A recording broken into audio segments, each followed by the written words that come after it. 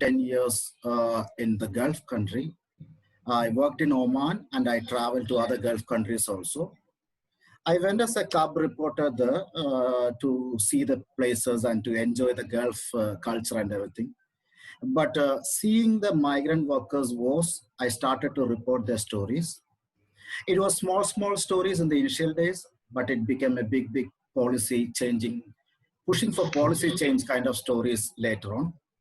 And finally, in 2017, as I was doing a lot of migrant worker stories from the 2014 till 2017, the Oman government was not very much impressed with my work and they wanted me to go out and they finally deported me. There were two reasons which they told me. One was that I was focusing more on migrant workers issues because from 2014 when the oil prices went down, a lot of thousands of migrant workers were laid off and they were on the streets, and we started to report their woes, and we started to report for policy changes and everything. So that the Arab government was not much liking, and the trigger was that I exposed the human trafficking of South Asian workers through UAE to Oman and to other countries. We did a big sting operation from the border, how the women are being trafficked and how the women are being sold and how they are enslaved. And when the story got published, the government was very much angry with me, and they were very much angry with the management, and they finally threw me out.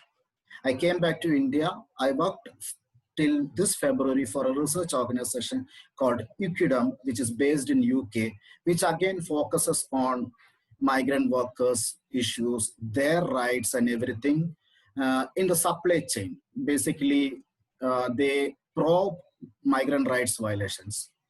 And after February, I got a contract to write a book on migrant workers with Penguin. So I left UKIDM and now I do freelancing.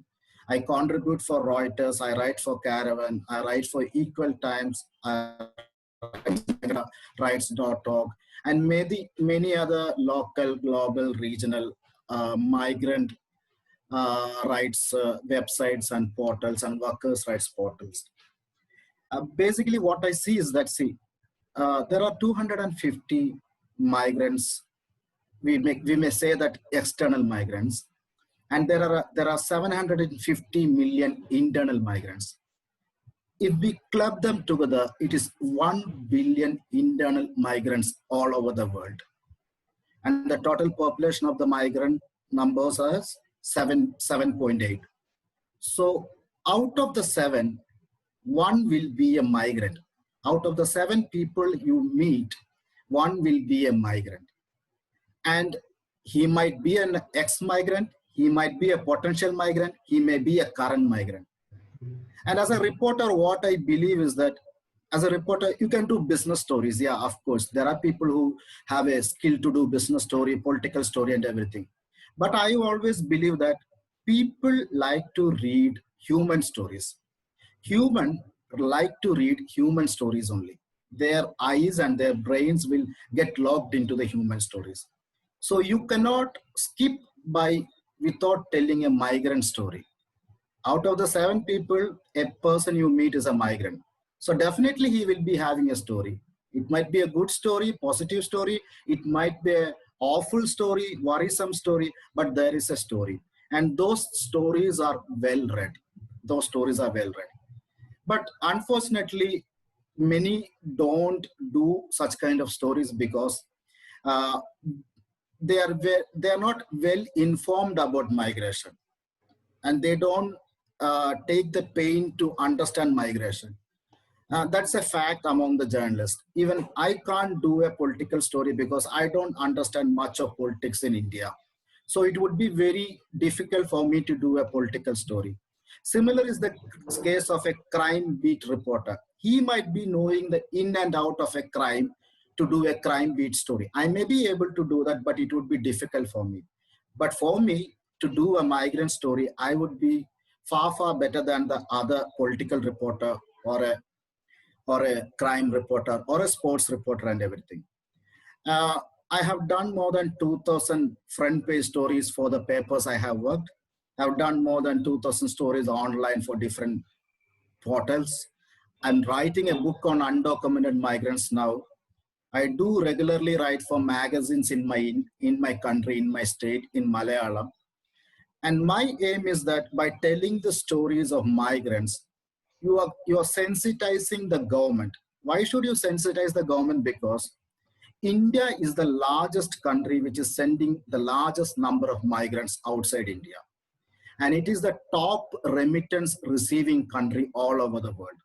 But their contributions are not being respected and their woes are not being seen by the Indian government. Of course, India is a big country, 1.2 billion people, and only 9 or 13.1.3 crore people are outside India. So it is just 1%.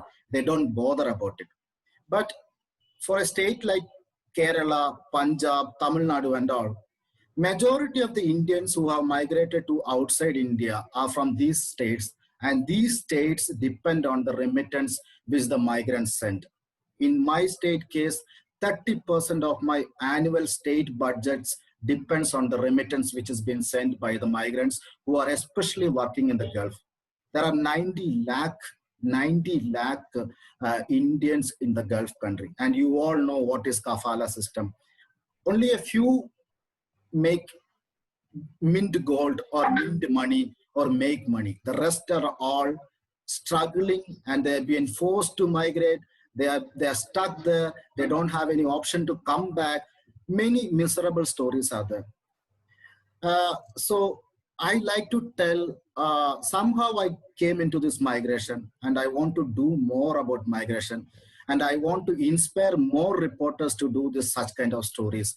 Because see, even in a political story, you can see a migrant angle. When the lockdown was announced, when a policy decision was taken to send back the migrants from the cities to the rural areas, India saw the worst exodus of migrants from the cities to the villages.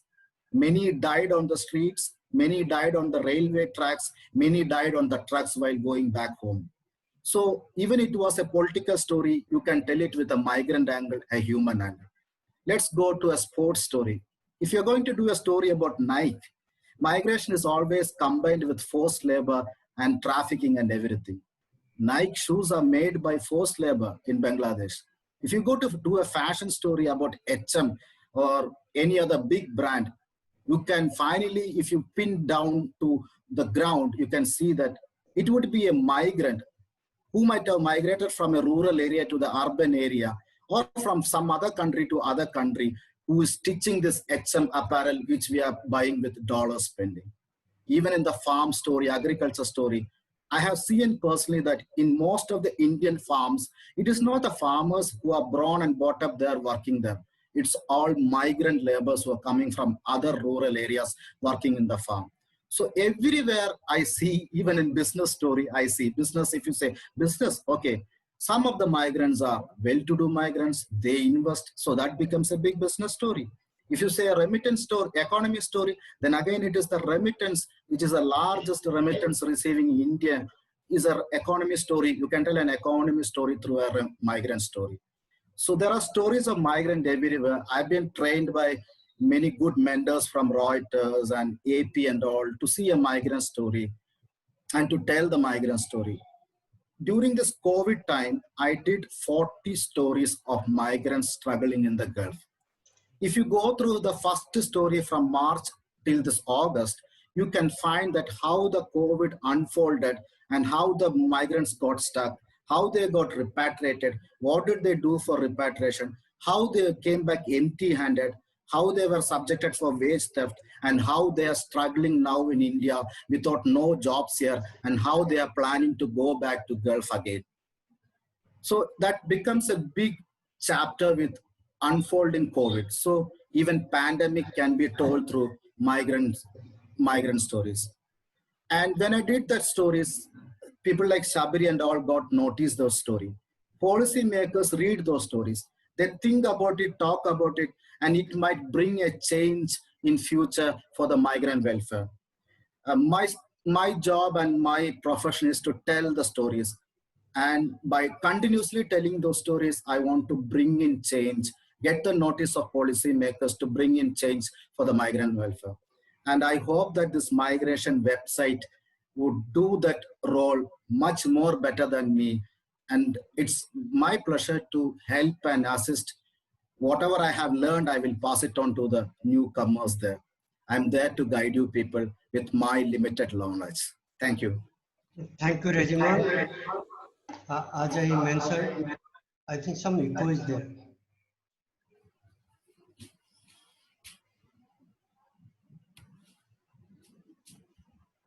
Is it okay now?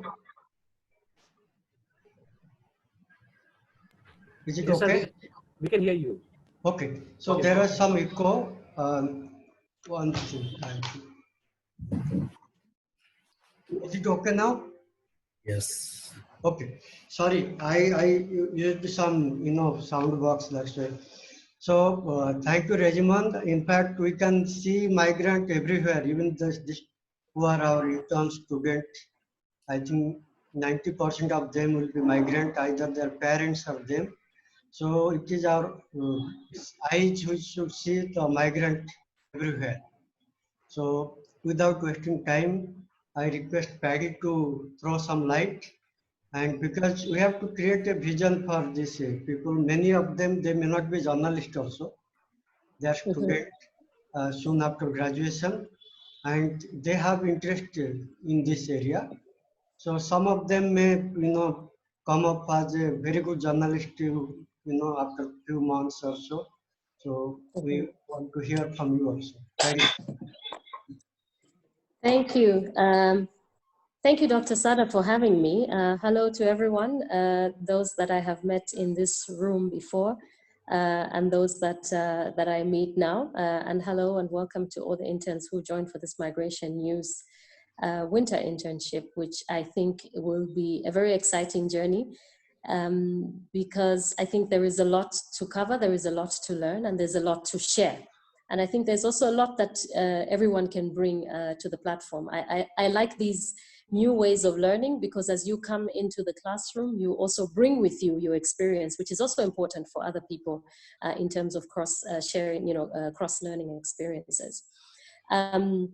As Rejmon was speaking, I reminded myself that I'm a development practitioner. I have worked with the European Union, with DFID, working also together with other international organizations, such as the International Organization for Migration, UNHCR, and also engaged with many others in the space. And when you talk, whether I've worked, in the different roles that I have played, when you talk about communication, this became a buzzword for a very long time, when organizations themselves wanted to be much more visible about the work that they were doing. And it came about because I think there was a lot that the citizens were asking in terms of accountability. Citizens were asking for results. Whether you were looking at citizens sitting in European capitals who pay their taxes, or in the US or in other Western countries that provide aid, they wanted to find out what really happens to the money. Where does it end? The Americans have for all their aid, they say from the American people, when they give the aid, they say from the American people, and they're expecting that there are people on the other side who are receiving this aid. And then even when I have worked, even with cooperating with NGOs, they would also, they're the people that are giving them the money, and they themselves, their systems would also like to see that their results, that the money goes somewhere. So there's a big buzz around communication. And what happened is that a lot of people like me, who worked in program management, who worked in formulating programs, we all of a sudden had to learn about communication because it became important for us to show that we deliver results and how we deliver them.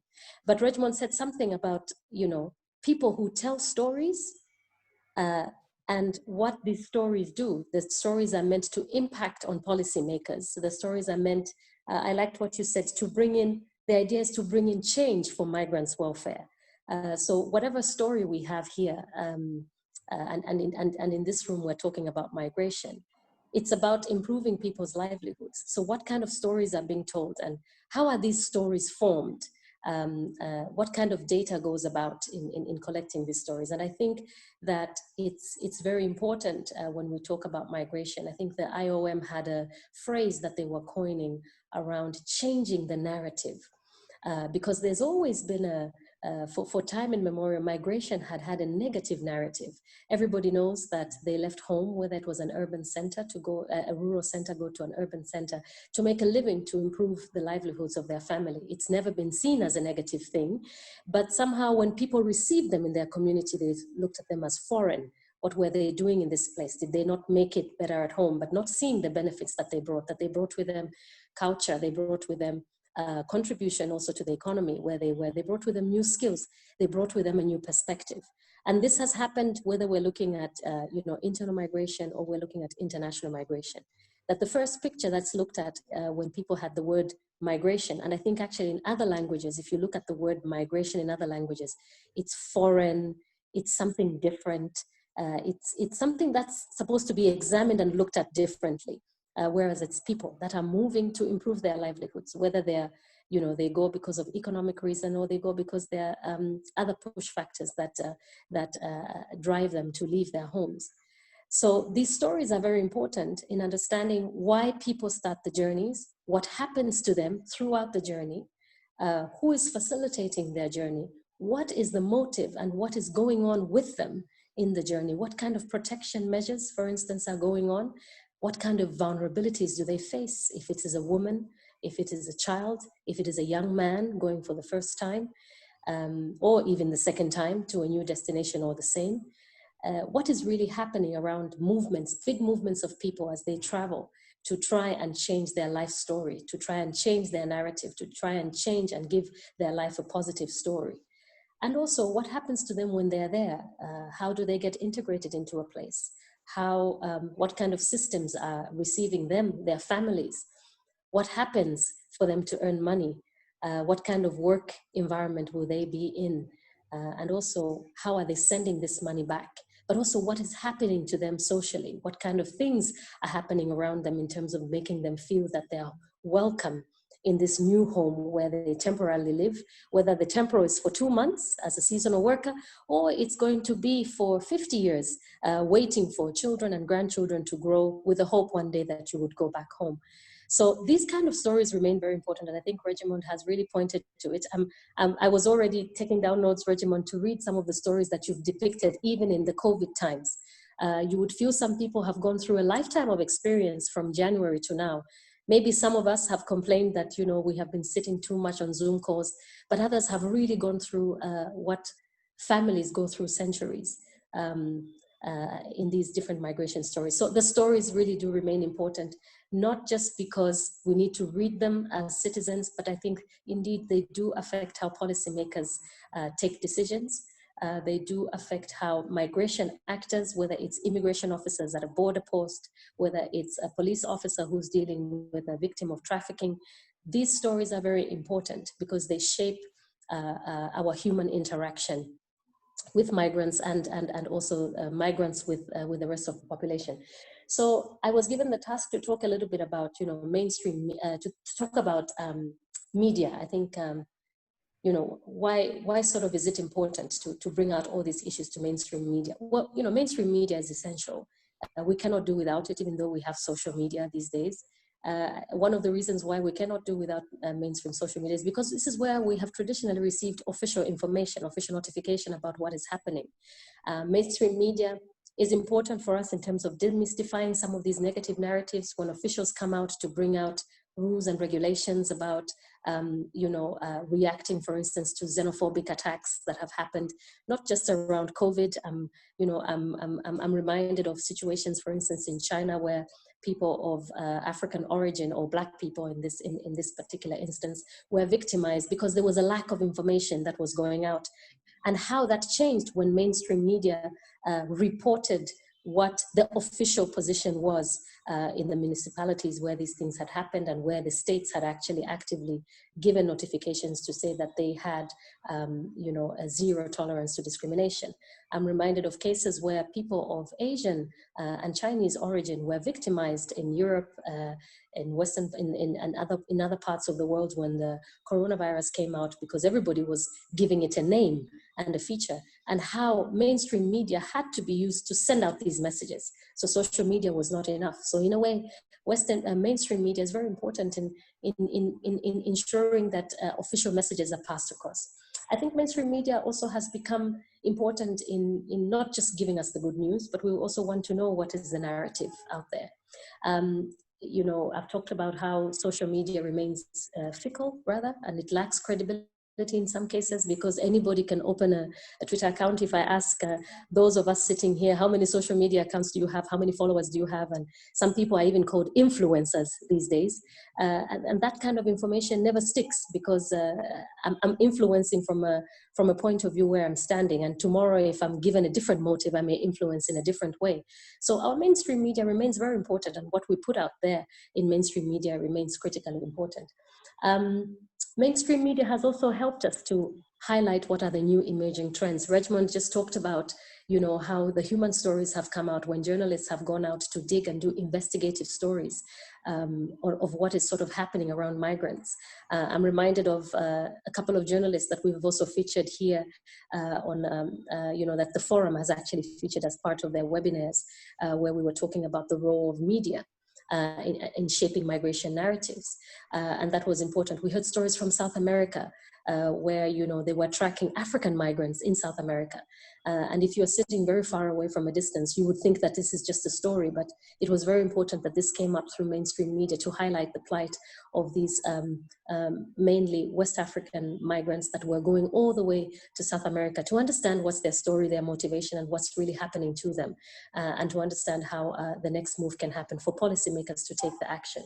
I mean, we're also reminded of you know, stories and pictures, you know, the boy on the beach. I think this has become a famous story when, you know, the plight of migrants that were taking the very dangerous routes to try and get into Europe, and what that meant. And when that went out onto mainstream media, the kind of impact that it had had.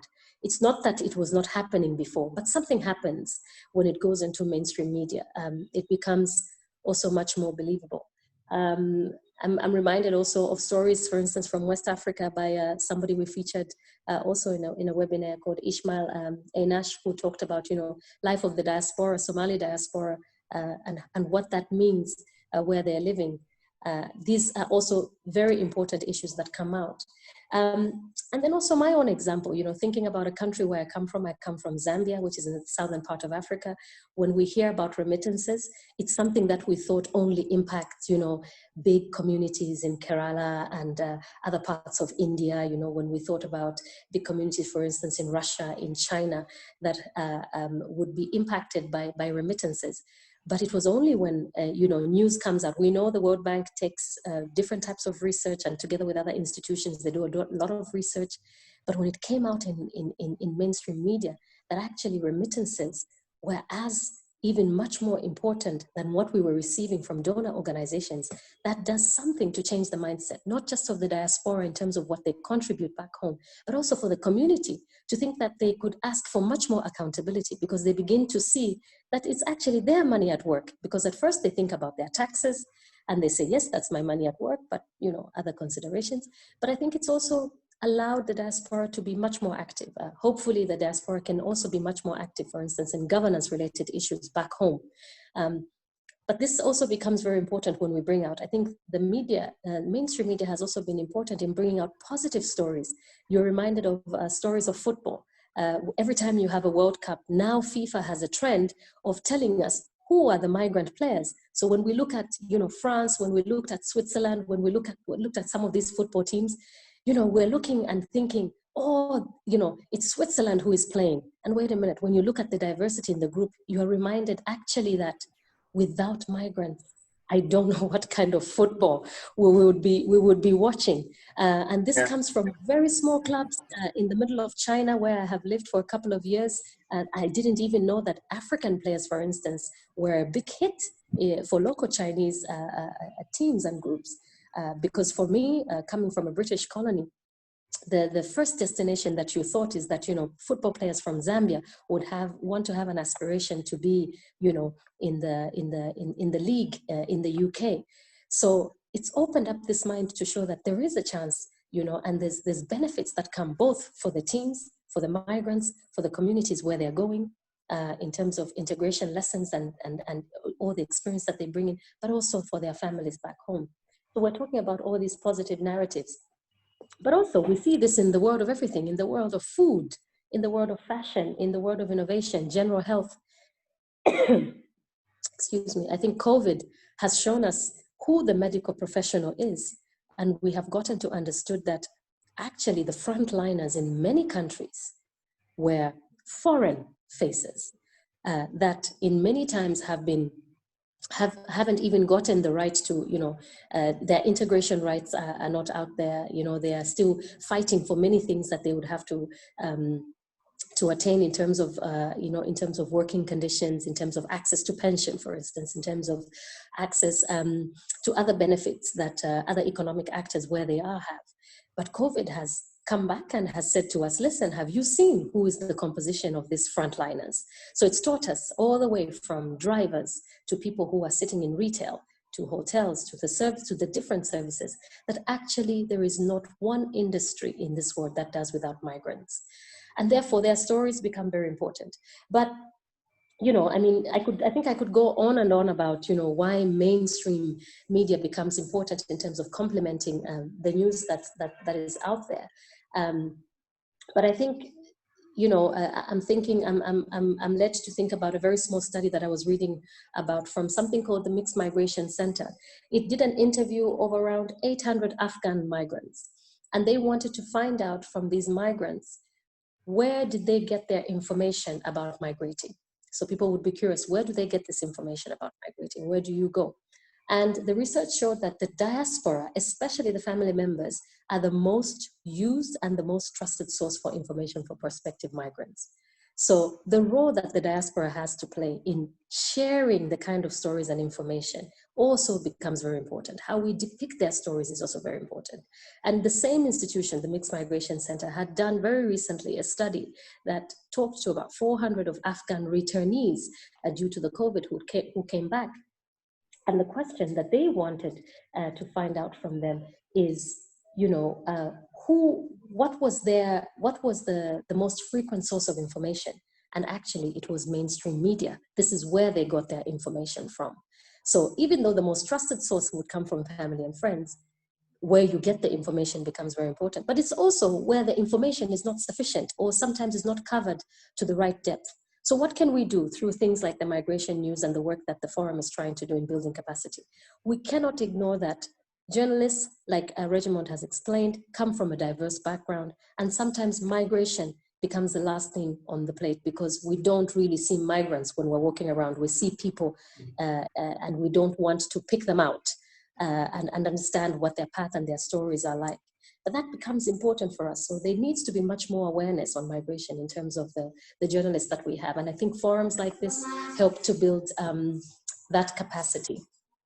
And at the same time, we also need to realize that we need much more collaborative networks. We need to, put together, journalists. We need to put them in touch with data analysts. We need to put them in touch with and even bring them along when we're trying to understand what's happening on certain new emerging trends, because they bring in a new skill for us. They bring in a new skill for us, which is very important in us bringing out these narratives that help to shape migration. Give me a second. Okay. Give me a second. I'll be back. He can speak. So I can speak, exactly. And this is what happens when you're doing Zoom calls from home. Carl, give me a second. I'll be there with you. So, I would just maybe wrap up by saying, the work that we're doing here is very important in terms of us bringing the whole story. International organizations have a role to play. Civil society organizations have a role to play. All migration actors have a role to play in helping to support journalists to equip themselves with much more skills, understanding the issues that are behind the sensitivities, the vulnerabilities. So data becomes very important. How open are we to give interviews? How open are we to bring them along in terms of encouraging cross-learning as well? And I think a space like the Migration News Winter Internship is a great place to start from. So thank you, and all the best. Thank you, Pai. In fact, both Regiman and Pai both emphasize that we should have, as a human being, lots of sensitivity, understanding to bring out the stories. And these stories can be told with a narrative actually. Narrative is important because people, even politics and everything, it's all revolve around narrative. You can create enemy, imaginary enemy out of migrant, or you can create problem for everyone. It all depends on narrative. So as Paddy mentioned, I think 90s onwards there is a story involving the development side of migrant. Remittances are coming. Then the organization like UNDP, they brought development, migration and development, human being, development on the move, those kind of concepts. So slowly migrant look like a development agent. So there is a, otherwise earlier migrants, they are, like now also it is happening. Mostly you scapegoat them and you target them for anything that is bad in society. But there is also other side, like the example of Silicon Valley, I can say. This is 99% migrants, and that's the symbol of American development. Same thing with that COVID center where China happened, that China. These are all migrant concentration area. So there is a very good, example that migrants can change the world. Anything you see, innovation to development to anything, it's all linked to one or other to migrant, as Regiment mentioned. So we have to see through migrant eyes all the things we are seeing. And now I'll request Sabri to share a few words. Thanks, Sada. Um, as always, a pleasure to be with the GRFBT team and this particular conversation and the internship that you're organizing with the group of students. Sada, may I ask how many have finally been selected? 32. 32 students. Fantastic. But nine have not joined today. They have some official program. Okay. So they'll join maybe tomorrow, or some from Loyola College. Right. Well, fantastic. Well, congratulations to the 32 who got selected for this. It's very difficult to follow Regimon, who is Reggie, who's a practicing journalist and who's written tens of, if not hundreds of stories on this just over the last few months, if I may say. And Paddy, Paddy, you're my go-to person for connecting at the human level. So really, I appreciate what they have both brought to this. And I don't know how much of a value I will add to this conversation, given the fact that I am neither a journalist nor one that studies the media, but more with regards to an understanding of exactly what Paddy mentioned, changing the narrative and how we need to be following to the element of wanting to change that narrative.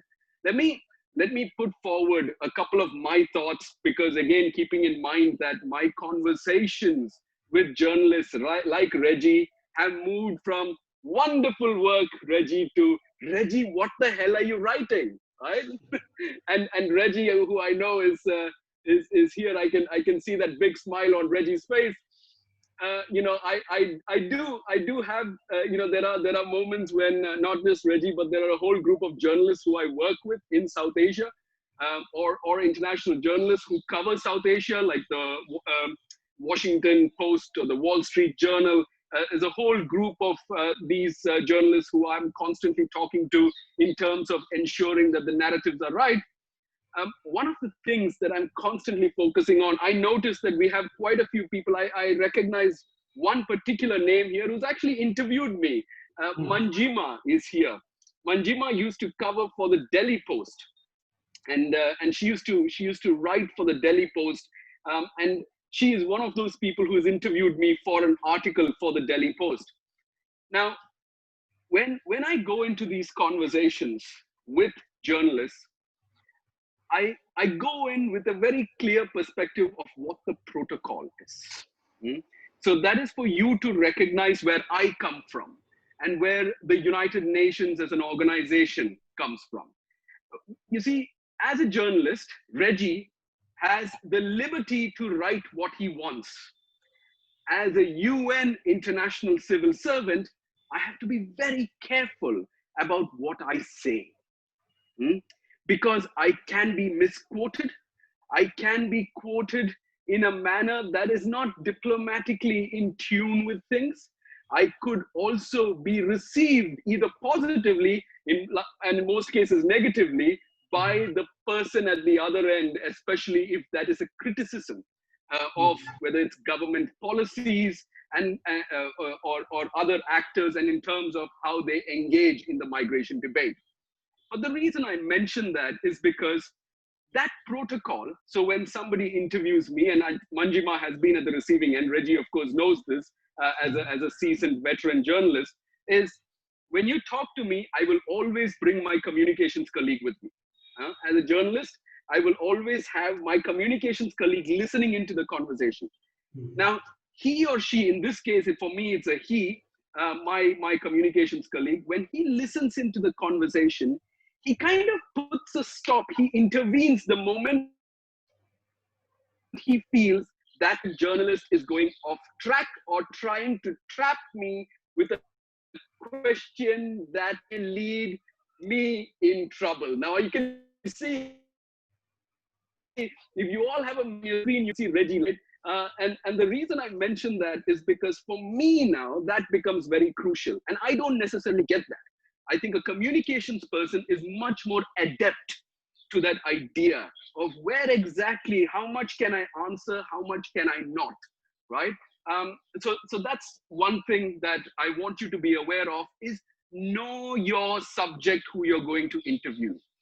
It is very crucial, because your subject, the person who you're interviewing, the person who you're writing to, may have very many different approaches to the conversation. So one of the first interviews that I did was for the Economic Times when COVID started.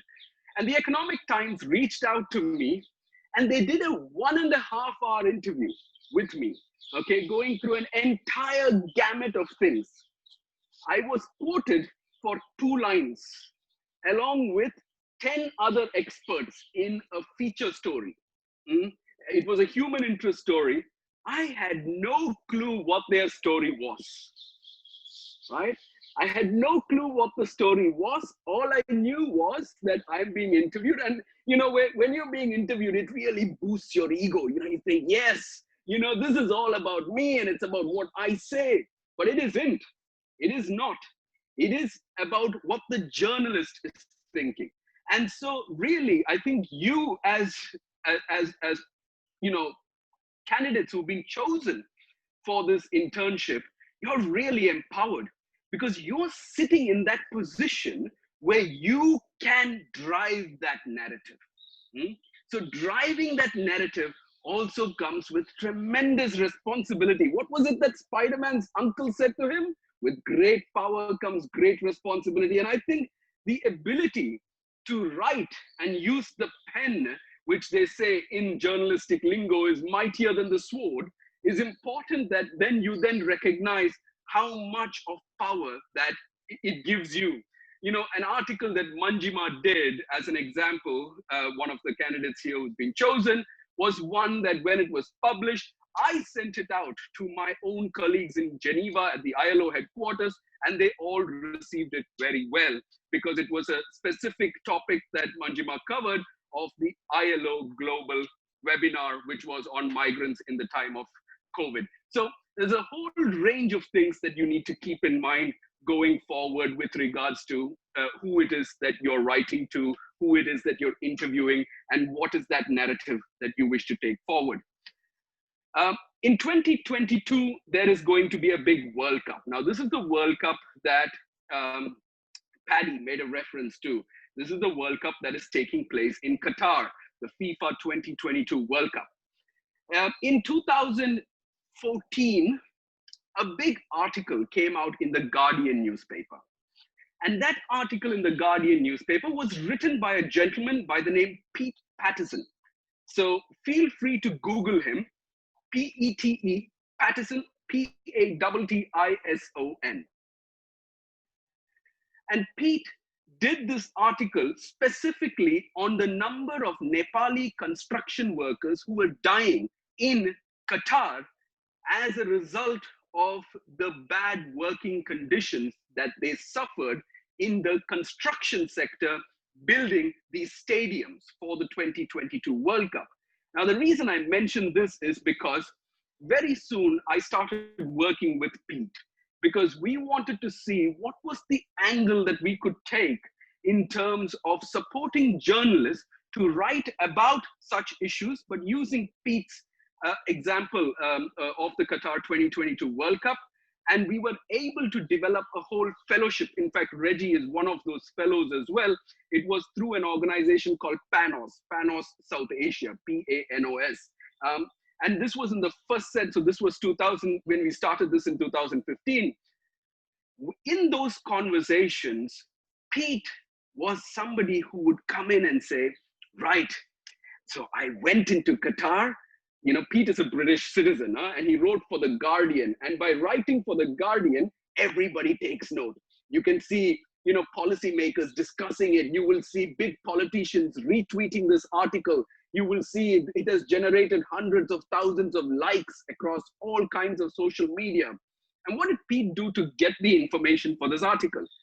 Pete, as a British citizen, did not need a visa to go into Qatar.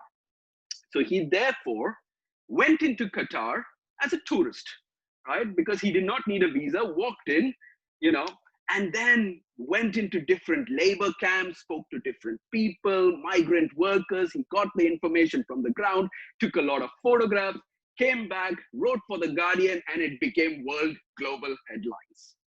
Now, Pete would say that this applies to, he would encourage journalists to go along this line of thinking. I am much more nuanced. I don't necessarily, I'm not the first person that will encourage that. And the reason for that being, it comes with a certain perspective of how Pete wanted to take the angle for that article. Now, what has happened is, when Pete wrote that article, he wrote that article based out of Nepal. And the Nepali journalists were not happy with him. The reason for that being that when he did that article, the government of Qatar insisted with their employers not to give jobs to Nepalis. The reason I mention this is because doing an article of that sort meant that it was a double-edged sword. There was, on one side, Pete was reporting about human rights violations. He was talking about issues that really mattered and that really concerned migrant workers and the violations that they faced working in these camps, in these construction sectors, building these stadiums. But on the other hand, what it also meant was that fewer companies were now willing to take Nepali workers, right? Now, this meant that people on both sides were affected. So the reason I bring this story to you, and it stands out for me very clearly, is simply because when you go into reporting a story, I think it's important to keep in mind not just what you're reporting about and what its direct implications are, but keeping in mind its indirect consequences and how it could damage policy, how it could damage bilateral relations between countries. It's important for you to recognize, who knows, maybe you come across a story in the course of the duration of your internship, which will actually be elevated all the way to a New York Times that will take up the story and go, fantastic story. Wow, here's an intern who's touched on something very important, and we need to be able to report this. So you can imagine, and as you do your stories, there are going to be people like Reggie and a lot of journalists who you will meet, who you will encounter, who have done these stories for different kinds of media outlets. So keep that in mind as you do your reporting, that you do not impact a group of people who may be further vulnerable. But this is my opinion. Others may have different opinions on this. One of the other examples that I wanted to specifically also mention about was with regards to the boy on the beach that Paddy mentioned about. In fact, the boy on the beach is a Syrian kid, was a Syrian kid. I think he was all of 5-6 years old, Paddy, if I'm not mistaken. And if you Google Alan Kurdi, Alan Kurdi is this young little boy who was found dead on the beach. And Alan Kurdi was a Syrian boy of Kurdish ethnic origin, whose parents and him, he and his families were fleeing Syria during the civil war, the peak of the strife in Syria in 2015. And he was discovered in Lesbos, which is one of these islands in Europe, which is where he was found. Now, the reason I mentioned Alan Kurdi's story is because going forward, that was on September 2015. And it was at the UN General Assembly in September 2015 that the European Union suggested that it was important to have a global compact for migration. That was the time when the photograph of this small boy lying dead on a beach impacted the entire United Nations General Assembly to say, we need something that will catalyze a conversation on the UN with regards to the Global Compact for Refugees and the Global Compact for Migration. And then in 2016, subsequently, the next year, they had the first conversation, which led to the adoption of the New York Declaration. But the reason I mention that is because a photograph of a 5-year-old dead boy on the beach could lead to such a massive, catalytic moment. And I think it is important then for us to recognize that it is not just words that matter, it's also images that matter. And it is those kinds of conversations where I feel it is important for us to look at images. I'm a big fan of images. I think an entire conversation can be built around images. And I would certainly encourage all the interns to consider the possibility of using images in their work. It helps you to better convey the message that is necessary for us as policymakers going forward. And I leave you with a couple of messages, with regards to how you could consider this. My final thoughts. What a lot of people don't know is that I studied to be a journalist before I got into international relations.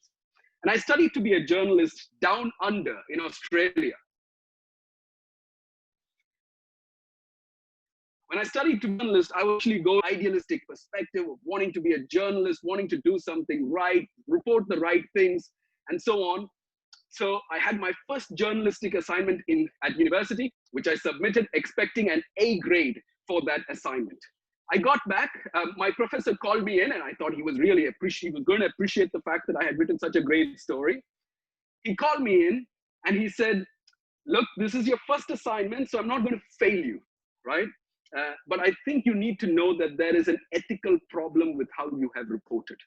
And that ethical problem was that I tried to do investigative journalism. I called up a few people, I was doing a story of students who were working in forced labor-like situations in restaurants in Australia.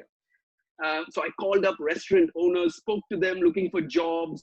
I thought I was doing a great job, in doing this, getting the material for my paper, but eventually it turned out to be a great article, but was one that was not acceptable for my professors. But the reason I mention that is because it is so important to always put forward the fact that you are a journalist, to acknowledge, to let people know who you're interviewing, that you are a journalist, and you decide whether you want to put it on the record or off the record.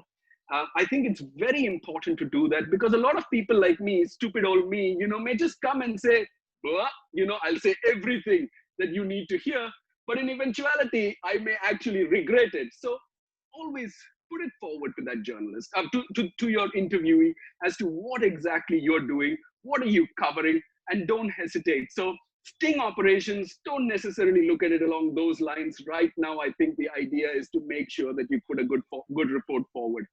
My final point is this: you're writing a report. You're writing journalism here.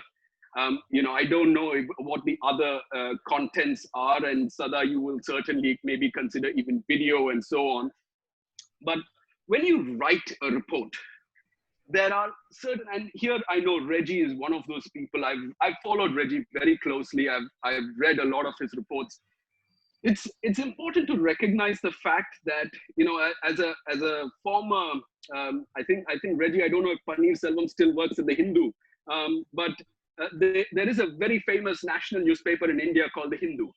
In fact, the name is religious, but it is much more secular than most other newspapers around the country. But the Hindu has a reader's editor who once told me, Shabi, if you like to read the news, you love peace. If you like to watch the news, you love war. Hmm? And I thought it was very interesting. It really captivated my attention. And those people who, you know, you should see the number of people who do end up, in the case of India, who love to watch the news but don't read the news, is the fact that watching the news makes it so much more pleasant for the eyes and the ears. Yeah, it gives you a whole range of nice sensitivities and feelings about watching the news. I think what we need to do in today's time is to read the news, because it helps us analyze better and it helps us report the facts better. So as you write in these, keep in mind that there is one aspect which is reporting the news, and the other aspect which is your own aspect, that is your opinion. Try and keep that away. Don't try and bring an opinion when you report the news, because bringing an opinion as you try and report it may actually be a disservice to that article that you write. It would be very important for you going forward. You know, one last story, and this is with regards to how I was impacted. A couple of days back, I watched a documentary that was sent by one of our friends, and which is now being used as a documentary for the certificate course on the Global Compact for Migration. Paddy, I don't know, Sada and Paddy and the others in the GRFET team, if you had the opportunity to watch this video that Rula sent us. It brought back many memories as I was engaged in the negotiations in New York. One of the things about that video, it had a clipping of a young man, I wouldn't say young, maybe middle-aged man, who was standing at the border between the United States and Canada. And he was going to cross the border, right? And crossing the border, so the camera just focuses on the man. In the background, you can hear the immigration officer on the Canadian side saying this: if you cross the border now, you will be arrested. That's all he says. If you cross the border now, you will be arrested. The man, all he has, his entire life, is in one small trolley bag. He holds that trolley bag, takes that first step, and crosses the border. And as he crosses it, you can hear him say in that video, I don't have a choice. I will cross. Now, it was very striking, almost to the extent where, you know, I had tears in my eyes thinking how easily people are able to cross borders for people like us. And how much this is the majority of the world that struggles when it comes to crossing borders. But the reason why it touched me so much was because it was put to me out there by a media outlet. And that's the responsibility that you get. That's the power you get, being able to put forward and evoke such emotions and put forward such images for our consumption. Because once I cry to your article, then you can be guaranteed I'm a fan of yours. So I'll stop there. Thanks so much. Sada, once again, great job to you and the GRFET team for putting. Thank you, Sabri. Actually, we are thinking we are having a kind of, complete, poetry session where you touch the heart through your description. You're not just journalist. Actually, journalists come from any background. They can come from, anything. In fact, I don't think Regiman is a trained journalist. He might have grown just like that. So that's how the great journalists come up. So thank you, Sabri. It is so informative, so inspiring. In fact, three of you, actually, I don't know, these are the three best talk I hear in recent time. It's such a wonderfully described, narrated the thing. Thank you, three of you. Now what we'll do, we'll take little bit, introduction about all the, because we don't have many people, all the, interns. We want to hear from you a brief introduction. Then we'll work out final round. Then we'll end up. So can we start with uh, Manjima, Pooja? First we'll start with Pooja. Okay, Manjima, go ahead. Go ahead. Am I audible? Yes, yes. Okay, I wasn't exactly prepared for my introduction. So I am Manjima. Just tell about yourself and what is your expectation. If you say okay, otherwise just tell about yourself. 2 lines. Okay, I'm Manjima. I'm doing my third year at Miranda House and I'm doing political science honors. And what do I expect of this internship? I hope it's going to be a great learning experience for me. And what I look forward to is the guidance I'm going to receive throughout this internship, and the new perspectives the new perspectives that are going to be there before me. Okay. Pooja.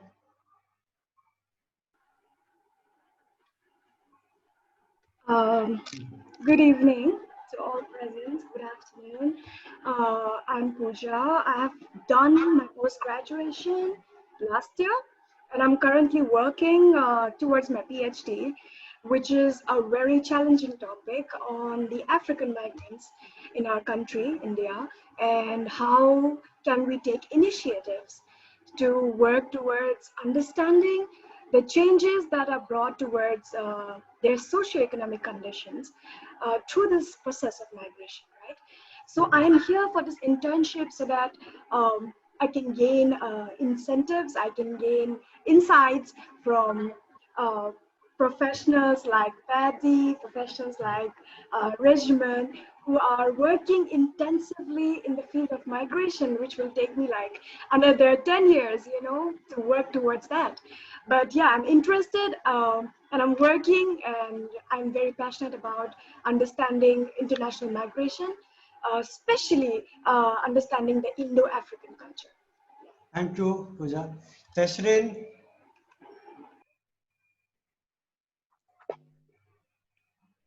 Hi everyone. I'm not gonna switch on my video because Okay. in the background, so I hope you can just hear me. Maybe next time, hopefully. Oh yes. Okay. So my name is Dashrin. I'm originally from Singapore, currently in Hungary. I just finished my masters, and I would like to pursue like research into diaspora policies in the ASEAN region. So I know a lot of people here are from India, perhaps I think, but I would like to explore more in like my region as well in Southeast Asia. So hopefully like, we can collaborate more. And I just want to say, Paddy, you are so inspirational. Like I love it when you talk every time, really. Yeah. So that's all from me. Thank you. Okay. Megha.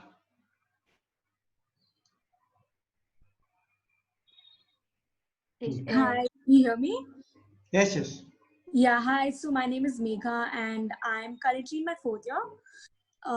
So why I joined, I'm currently working on my dissertation, which is focusing on analyzing the contribution of diaspora to India's international engagements. So I think what I expect from this course is I can gain necessary inputs and knowledge which about migrants and the Indian diaspora, which I can implement in my dissertation as well as in my life in future when I want to pursue my career in this area. Thank you. Thank you, Megha. Shumera. Hello everyone. I am undergraduate student Ankara Yıldırım Beyazıt University in Turkey, and also I work in migration field in diaspora and transnationalism. Thank you. Okay. No problem. We'll interact continuously, so you can read. Say Olavi. Good afternoon from Nigeria. Good evening. Yes, to we can change your, that side. Light is coming from opposite side. Yes.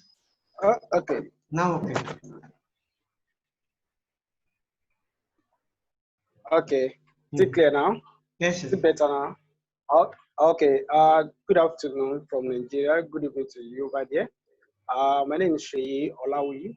I'm from Nigeria. I'm working as an independent migration expert. I'm working with an international organization known as Silver Enterprise, based in Hong Kong.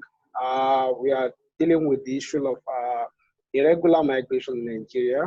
People are traveling, crossing to Niger Republic, Sahara Desert, Libya, and crossing the sea to get to Europe. It has been a kind of menace for us in Nigeria and the other West African countries. So joining this platform, I believe it will even broaden my knowledge to know more about migration and then how to report and some other issues that has to do with migration. I really enjoyed the information that I got so far from all the people I've spoken, and then I believe this is the right platform to be. So it's a pleasure being on this platform, and I promise to abide by the rules and the regulations. So thank you. Thank you, Shay. Anushree? So, can you hear me? Yes, yes. Good evening, everyone. I'm Anushri Nair. I'm currently in my last year of college. I'm doing my majors in international relations with a minor in journalism. So that was one of the main reasons why I took up this internship. It's because it inculcates both of my major as well as my minor. And the basic reason was this would help me grow and I would get more exposure and I would gain more knowledge, and I would also get a clearer idea as to what to master in, so that I would do some change in the society that we live in at this point. Thank you. Okay, thank you. There is someone called Redmi. Your name is not there, but okay, we'll go to Redmi. Hello. Sorry. My name is Onisha, and okay. So I am a final year student. I am pursuing a bachelor's in English literature. The reason for why I joined this internship, and I was actually looking forward to this internship, was basically because migration and refugees in general really this idea, this entire concept really interests me, and because from both sides of my family we have migrated from Bangladesh, and so I believe that there is a personal angle to it as well.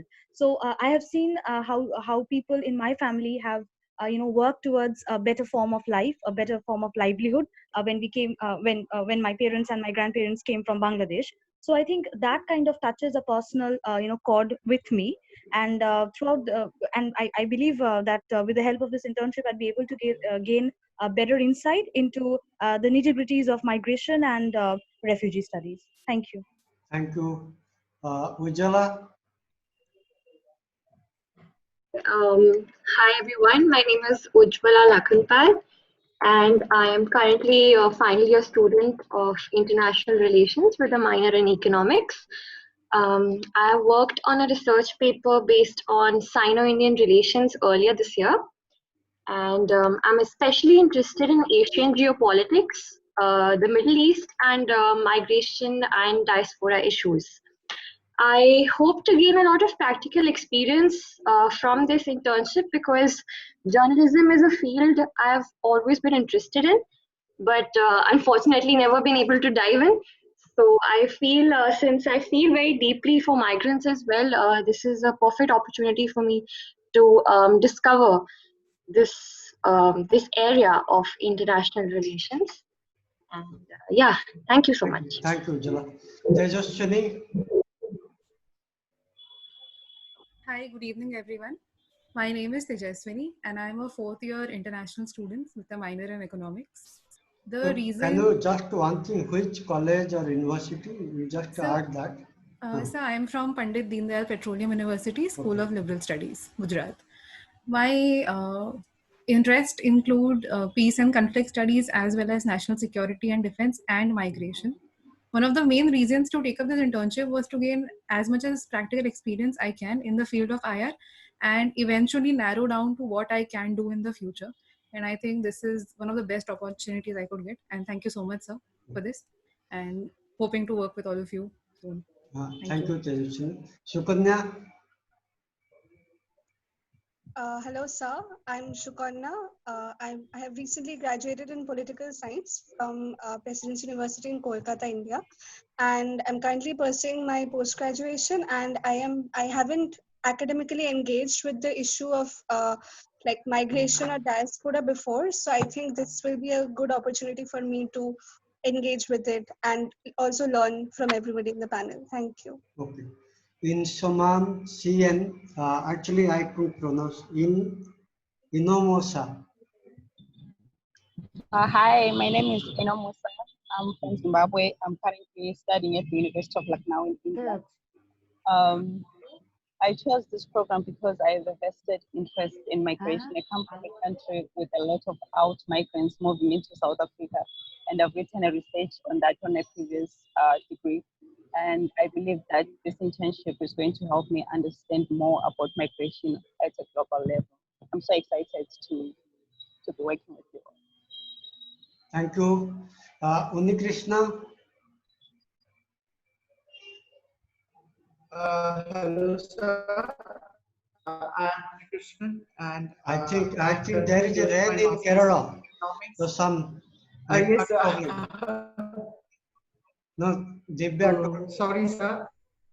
Some sound problem is there. Echo sound coming. Oh, sorry, sir. Sorry for that. To Now- tell about myself, I am Krishnan. Okay, sir. I am currently doing my master's in economics from IGNO, and I have been a constant listener to all the seminars, webinars organized by GRFDT, and I would like to know more about migration from its roots, and I would love to hear from the experts in the field and to give out my best through this internship, sir. Okay, thank you. Deepika.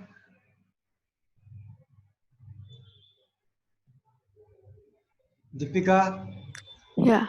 Hi. Good evening, everyone. My name is Deepika. I did my post graduation from Guru Nanak Dev University in sociology from Amritsar in Punjab. So right now I'm lived in Kolkata. I would join to this course because I believe that this internship will help me to enhance my knowledge and keep me updated with the thorough process of leading voices in this field. Most probably, I realized that this internship will provide an opportunity to interact with learned professor, which will broaden my horizon.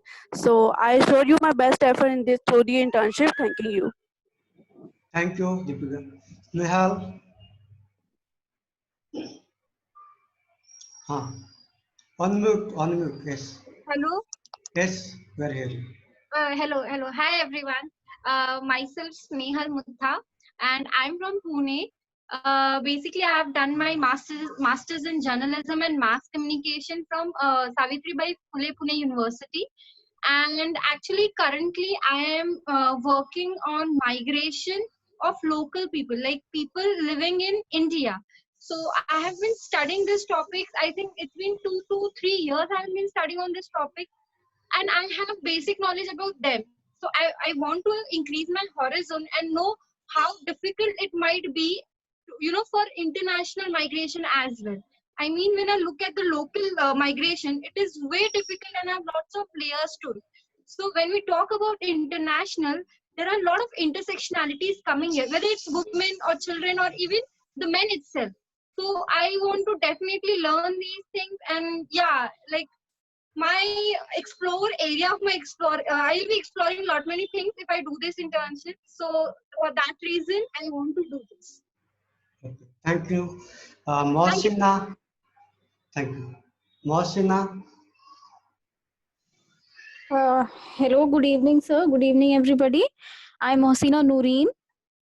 I have pursued my MA in political science from Jamia Millia Islamia, and last year I finished MPhil in West Asian Studies from Jamia itself. And I'm interested in doing this internship is because I've never really had an experience of journalism. Like I have presented papers and all, but I've never really published something, or I don't know if where my writing skills stand. and I'm sure this internship will enhance my writing skills and give me an insight of this field of journalism and provide me with a lot more knowledge about international relations and migration refugee issues. Thank you. Okay, thank you. We'll be going to Megha, Shrija. Shrija? Hello? Shrija. Hello? Yes, yes, we are Am I hearing. audible? Yes, yes. Yeah, I'm Shrija Mukhopadhyay. I'm currently pursuing my master's. I'm a final year master's student in the Department of History at Jadavpur University, Kolkata. First of all, my main interest is in international migration and diaspora studies. And in order to carry forward this interest of mine, I have taken up this internship, which will enable me to get in touch with scholars who are actually involved in these studies. Thank you. Okay, thank you, Shrija. Shubhadeep. Hello everyone. Am I audible? Yes, yes. Yes, I'm Shubhadeep Mukherjee. I'm a final year master student in English in Delhi University. So I take a keen interest in reading literature on migrants and by migrants. And I joined this internship mainly because I knew that JFDT encourages people from diverse backgrounds to have come into this internship, and I thought I'd have a much more interdisciplinary knowledge on migration from this. So that's it. Thank you. Thank you. Michael. Michael. Yes, can you hear me? Yes, yes. Okay, so hello everyone. My name is Michael. Originally, I come from Slovakia. However, currently I'm doing my PhD in Asia Pacific Studies in Taiwan. In my PhD, I focus on Rohingya issues, and I'm really looking forward to this internship, not only to learn something, but also to share my knowledge and experiences. Okay. Thank you, Michael. Did I call Ujjala or no? I think Ujjala I, only. so I have already introduced myself. Okay. So actually what we have so many diverse range of students coming from different countries, background, and this is what we actually will have a very good experience and teamwork, because each one will give something new to others in the space of learning. So meanwhile, I saw Professor Vinod Khadria is there. Sir, you want to hear something from you? I didn't actually notice, but you are there. Well, I wanted to remain incognito because I joined little late. Sada has informed me, but I had just fallen asleep, and I got up when for a treat from Shavari. That was a fantastic, talk that I could get a taste of. And what I hear from Sada is that the previous two speakers also shared their thoughts, rich thoughts in a similar way, which I had missed. But thanks to the modern technology, I will have an opportunity, hopefully, to go through it later on. This is a fascinating experience that these students or interns are likely to go through. I myself had a brush with the media. So some time back, there used to be something called the Times of India Fellowship. The Times of India Fellowship used to be in the 1990s, late 80s and early 90s. And that was a very fierce competition. There were only two fellowships, one in the journalism category that was being given to a journalist, and the journalists were competing for that. And the other one was a non-journalist category. And you can imagine the competition in the non-journalist category because that covers everybody else, all the fields. And as it happens, I was interested at that point in time, and I put in my application, and I was being interviewed in the Times House in Delhi. And when I entered the interview boardroom, I was in for a big, big surprise. The board consisted of 20 experts. 20 experts, because I later realized that my competitors were from across the board of different fields, starting from administration, public service, IAS officers, to dancers, to architects, to nurses, to medical, to other teachers, professors, and so on. So you can never imagine what would be the criteria of selection. And well, I tried to do my best. I was grilled. And to my utter surprise, after about 10 months, I was woken up by early morning. That was a winter morning in Delhi, cold morning, and by the telephone call. And that was from my professor at the other end. And I was half awake and I said, "Yes, sir." And he said, "Congratulations." I said, "What for?" He said, "Just open the front page of the Times of India. You are there." And I said, he said, "They have not got to you?" I said, "No, they have not contacted me." And I was there, and our Hindu, you mentioned Hindu who became the rural editor, Sainath, P. Sainath. Yes, sir. Very well-known journalist, rural editor of the Hindu. He got the journalist category, and I was chosen in the non-journalist category. And Great, that sir. was an opportunity for me to write my first book, The Migration of Knowledge Workers. And I did that by undertaking field work throughout India. I traveled a lot. I met different stakeholders, uh, across different cities and so on. So the message that I want to convey is that media can be adventurous, can be challenging, and can, can can can can motivate you to bring out your best. That I think is very important. But as Shabri, I heard him said there are many, many challenges, and those challenges need to be addressed. He mentioned about ethics. He mentioned about, your opinion being put into the news, into reporting or not.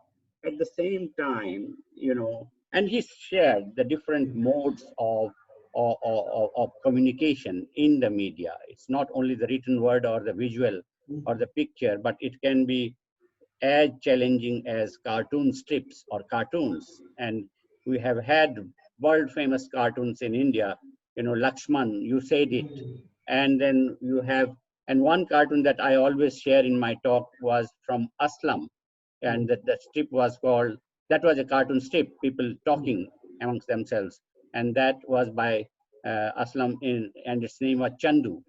Chandu was the man. It was always a three members, tongue in cheek conversation.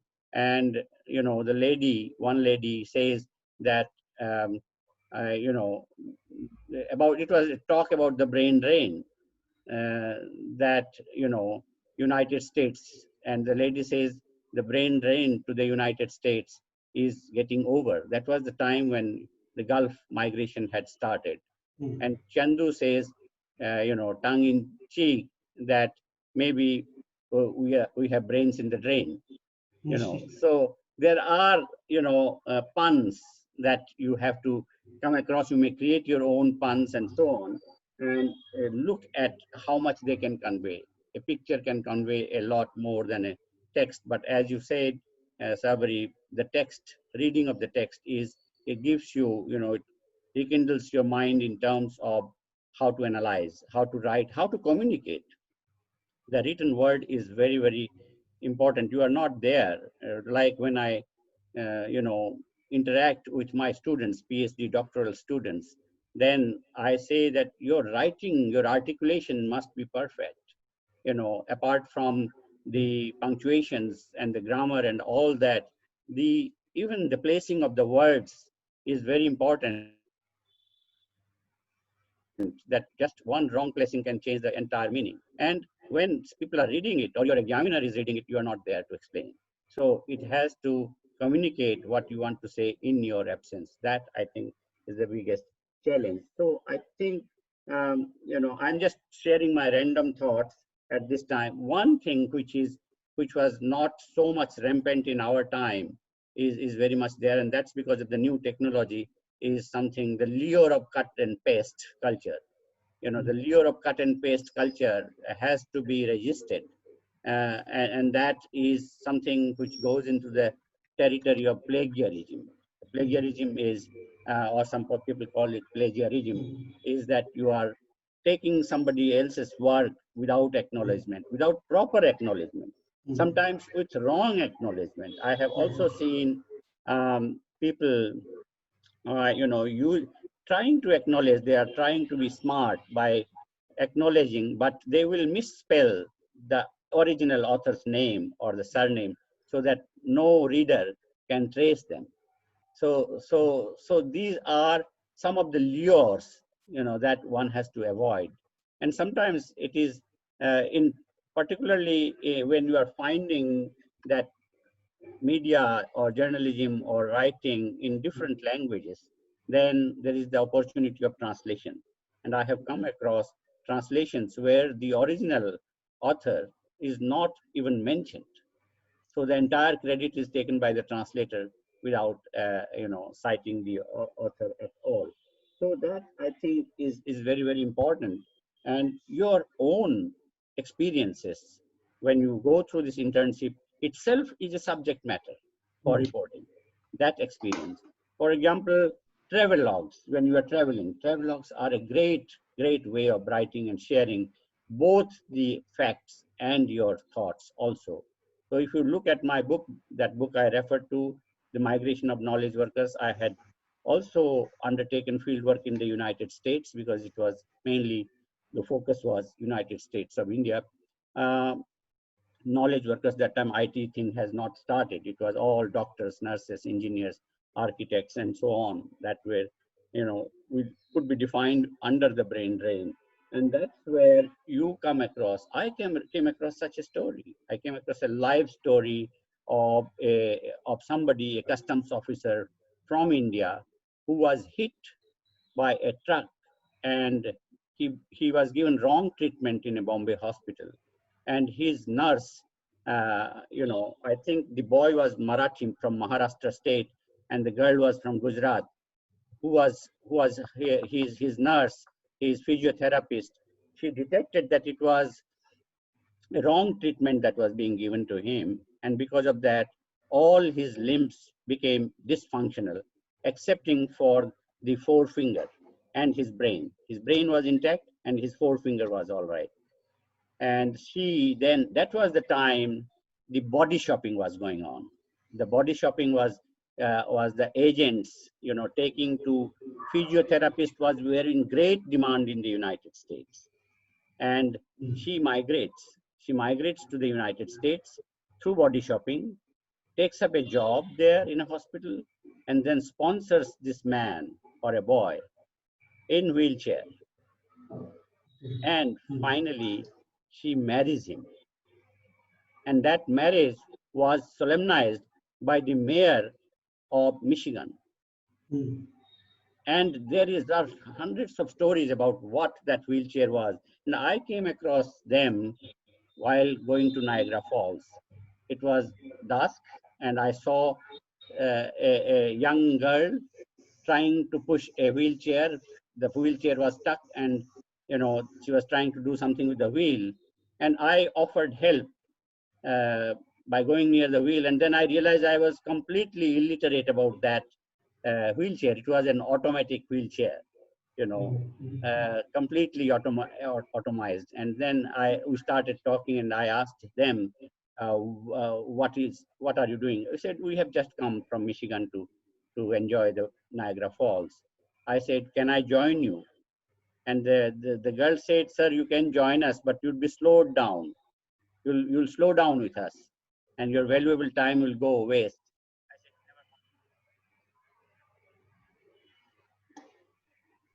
Sir, some network audible problem.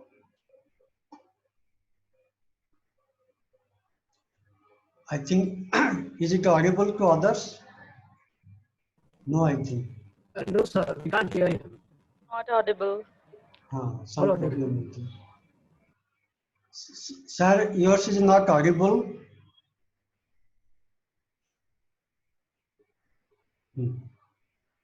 No. Is it audible to others? Not audible. No. No, it is not audible. Sir, it is not audible. Some problem is there, network problem. So, okay, sir. Sir is back. Is it audible? No, sir is back, but voice is not. No, voice is not audible. Okay. In fact, it is such a coincidence that I just 5:20 I gave message to sir. Sir mentioned that I got one article published here, and after I didn't have time to read, but I told sir, if you have time, please join. It is such a coincidence that he also was a journalist in his previous avatar. Then Sabri also, when I invited, I didn't know he was also, worked as a journalist in his previous avatar. So such a wonderful combination we had without even thinking. Paddy has told so much, very inspiring. I thought Patty would talk about something like policy institution, but she actually break the boundaries, spoke so many different things, and Regimon we expected he will blast. He has done a very good, he has been always in the news. So thank you for five of you, for giving so wonderful talk. What we do now, we have very less time, already 1.5 hours over.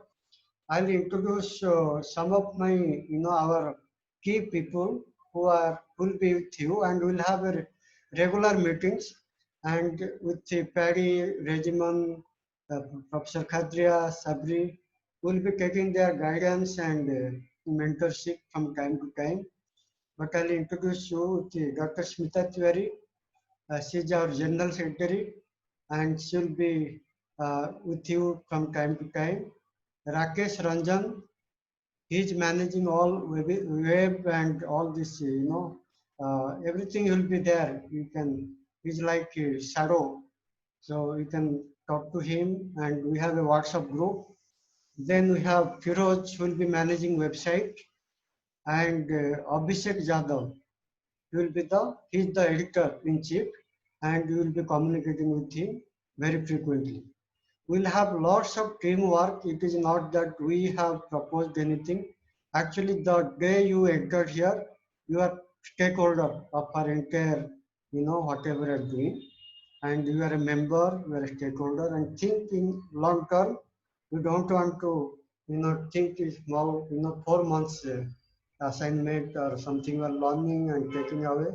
If we grow with you, it will be very wonderful. And I thank all of you. Anybody is missing, which whom I didn't introduce? Anybody is missing, you can introduce. I think all are there. All have introduced yourself. Okay. So I want to hear Smita, few words, Rakesh and Abhishek. Just two lines, brief introduction if you can give about what kind of, will be playing the role and how we will coordinate. Smita? Good evening, everyone. I am Smita Tiwari. As Dr. Sahu already introduced me, I'll just say, in fact, first, I think I should mention that after hearing four such wonderful speeches, I myself is feeling like in turn, and I'm so inspired today evening. It's so wonderful hearing you, Paddy, Regimon, Shabri sir, and Vinod sir as usual. So it was really I myself, I have got very inspired. And to the interns, On behalf of GRFDT, I would like to welcome you all on this platform and looking forward for the constructive engagement in this interdisciplinary forum. I wish you all the best. Welcome. Thank you. Okay. So we'll have actually more detailed interaction as time passes. This is just a orientation type. Rakesh, anything you want to say? Not very specific. All four speakers have said so many things, and I'll only add on these things. I'll say that when you are working or you are planning to be a journalist, consider your task as an artist. So when you write something, this is all about creativity and making readers read your news, your people watch your videos. So consider yourself as an artist for this thing.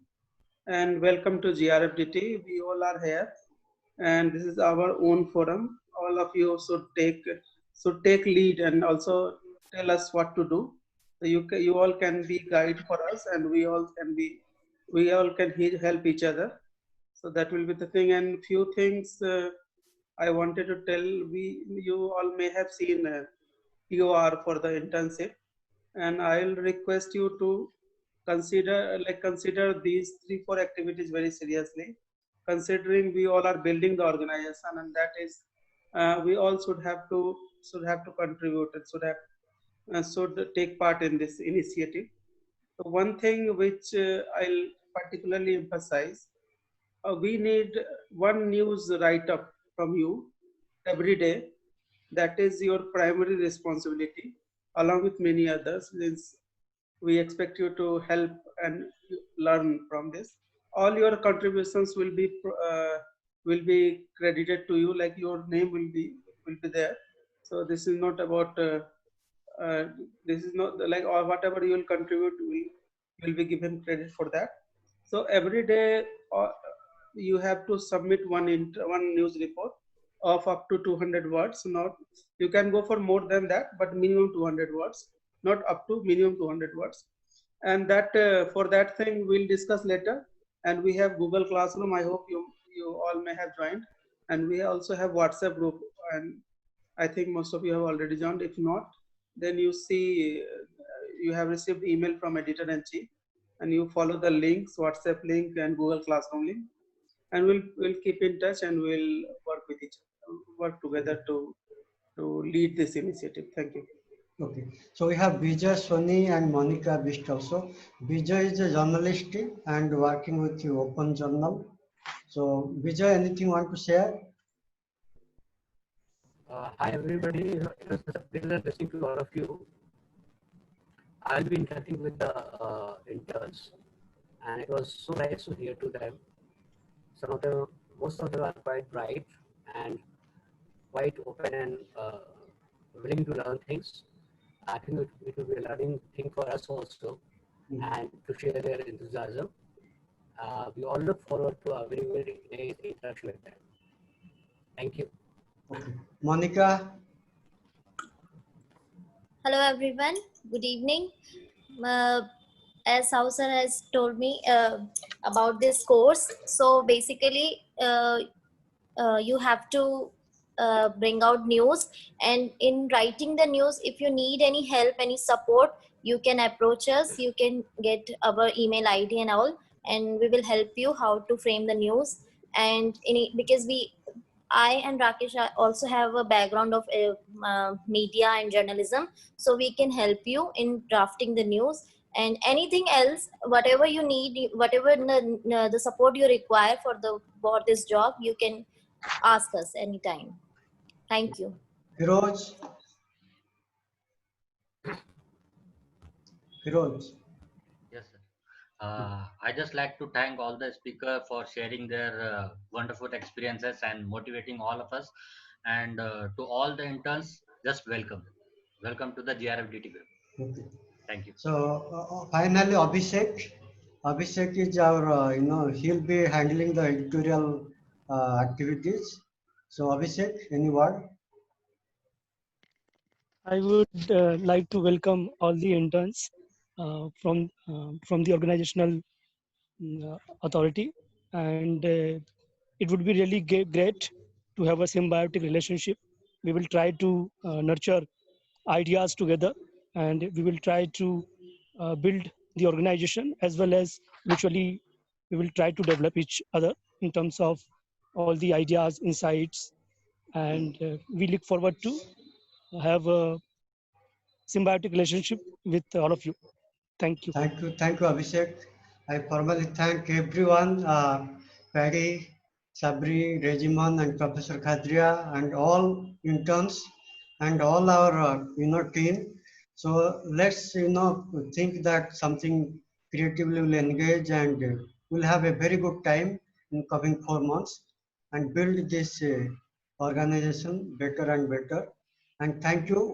We just wanted some interaction, and already we are crossed more than 1.5 hours. So we'll stop here, and we'll look forward more interaction, and see you again. Okay, thank Dr. you. Sada, Dr. Sada, I was going to say congratulations to the team. I mean, just listening quickly to the introductions of the interns, I think I counted about 6 countries so far. Yes. And your gender, the gender, I think you may have a gender imbalance. I counted 15 women in the room. Yes. So we may be, the men may be a little bit underrepresented, but it's very good, I think, to see that as well in the room. So I think big congratulations to you, because I know administratively you do have a lot of things on your plate. And so, to the interns, I think we're looking forward also to what you bring on the table. Like we said, it's really about cross-learning. 6 countries is 6 countries, but it's also 6 different personalities, 6 different, that's true. and much more. So looking forward to the experiences we can get from there as well. Thank you for having us. Very good observation. Thank you. So let's look forward and do our best. Okay, bye. Thank you.